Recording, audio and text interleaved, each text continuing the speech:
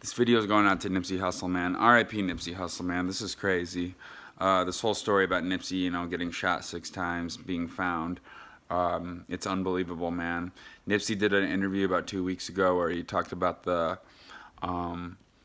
his empowerment as a man, about how he's being critiqued, and somebody was giving him accolades for how he handled himself, and the woman started crying. And it was a really raw and authentic interview, and just this whole thing with Dr. Sebi. And if you don't know, Dr. Sebi's a holistic health doctor who was killed because he had a platform in which he touted the great uses of organic and raw natural foods. And obviously that's a threat to anybody who has a platform who's doing that. That's a threat. I remember Father's Day 2 years ago. In a span of 6 months, I think it was like 30 or 40 holistic health doctors had died in the state of Florida. Some were found dead. Some of them were found dead from arsenic poisoning. Some of them were found shot in the back of the head next to a river. I mean, these stories go on and on and on. And if you're speculating about it, go to YouTube and type in holistic doctors found dead. And I'm sure the number has grown. But yeah. Dr. Sebi, he was somebody that many people respected. Many people saw. He was a very sought after man because he had a lot of foreknowledge on the benefits of raw food and raw eating. And so he passed away, and Nipsey Hussle took it upon himself to dive into this man's life and his existence and everything good about him. And do you really think it's a coincidence that Nipsey Hussle was found dead? I mean, it sucks, man. It really does, because he was a good man. He's only 33 years old, and, a lot of you youngins might think 33 is old, but 33 is just getting started, man. I think this whole thing goes back to the pharmaceutical industry as well, because pharmaceutical industry is, with people like Dr. Sebi and Nipsey Hussle and what they believe in, that puts a threat on the pharmaceutical industry, right? So the pharmaceutical industry is worth $934 billion, and it will reach $1,170 billion in 2021, growing at a 5.8%. And that's by the Business Research Company.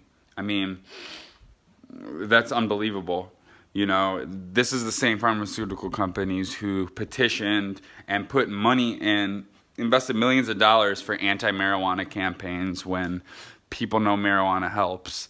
My mother used to be very anti-weed, and she's an oncologist. She's retired now. She did that for 38 years, and she walked out of that job after almost 40 years, seeing the benefits of marijuana, having her whole perception change. Why? Because she had patients over the years, and those patients would voice to her that, hey, the Dilaudid doesn't work, the oxycodone doesn't work, the tramadol doesn't work. It's fucking killing me. I'm becoming addicted. And how not only does marijuana help with people who have cancer, but it also helps with the withdrawal process of those addictive chemicals. Needless to say, this whole thing with Nipsey Hussle is truly fucked up. This wasn't like your everyday, and I don't mean to sound insensitive, this wasn't your everyday hip-hop artist. This was somebody who was literally turning a new existence in his actions, his behaviors, and his lifestyle.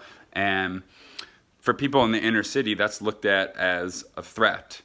I don't know if you guys know the story, but back in, it was the late 90s, early 2000s, there was a high-ranking whistleblower from a record executive from a record company who talked about this meeting. And at this meeting, people were congregating and talking about, higher ups were talking about how we're going to essentially take what is, in terms of rap music, and literally turn it into people talking about sex, people talking about hitting on women, people talking about murder like it's appropriate. So they're appropriating it, and it was an anonymous letter that was left. And it's crazy because you see that stuff in fruition. Whether that letter was true or not, it's a very controversial letter about this record executive.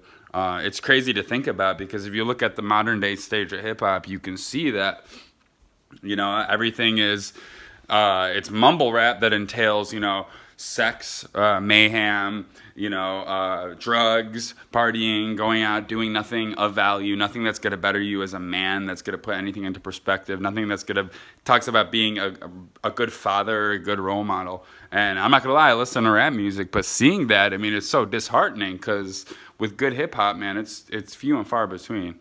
So, you know, R.I.P. Nipsey Hussle. This is really crazy, man. I mean, of all the intellectual, good-hearted, down-to-earth hip-hop artists who are not only dope-ass artists, but ones who changed and were on a new leaf, and we're about to release a documentary about a holistic guy who ends up being found dead.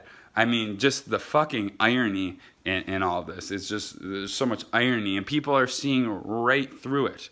I mean, people already don't trust the media as it is. People don't trust Big Pharma as it is. And I understand this is America and people are going to have different opinions about this and that. But it's pretty commonly distrusted by the public, pharmaceutical companies and whatnot. So it's crazy thinking about all of this, just when you think gun violence has died down, you see stuff like this. And that's going to be a whole nother rant. But R.I.P. to Nipsey Hussle, man. R.I.P. to Dr. Sebi. It's too fucking ironic that this stuff happens to people with a platform who are reiterating useful information that'll help us better our lives. So R.I.P. Nipsey, man, and hope everybody stays safe. Take care.